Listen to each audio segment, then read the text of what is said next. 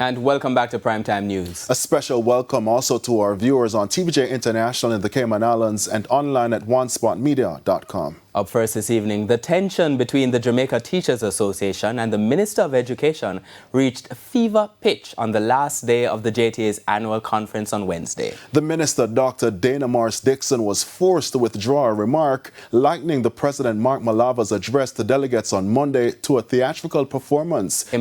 Kimberly Petty explains.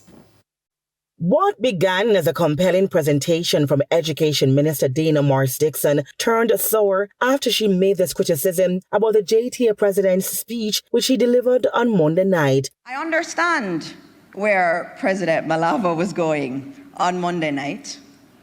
And I sat there and I took my notes and I teased out the key points. I know he's also performing for his audience, but I also took out the key things, right?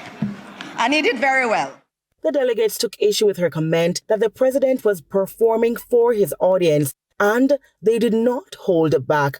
And so, during the question and answer segment, past president of the JTA, Georgia War Richards, expressed her disapproval. There was a comment in your presentation this morning referencing our president's inaugural address as a performance. Yes. She went further. I personally believe that this undermines our president's contribution to the national discourse on education. And it is my belief also, Honorable Minister, that this statement might need your careful attention.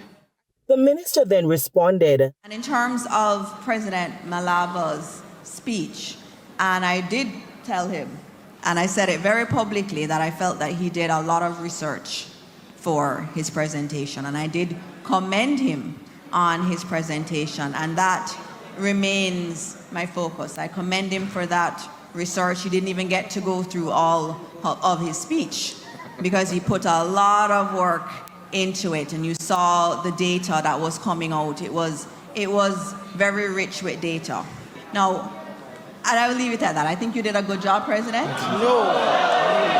Seemingly timid following the loud outbursts for an apology, the minister responded. And we withdraw the statement. I've withdrawn it. Kimberly Petty for TVJ News.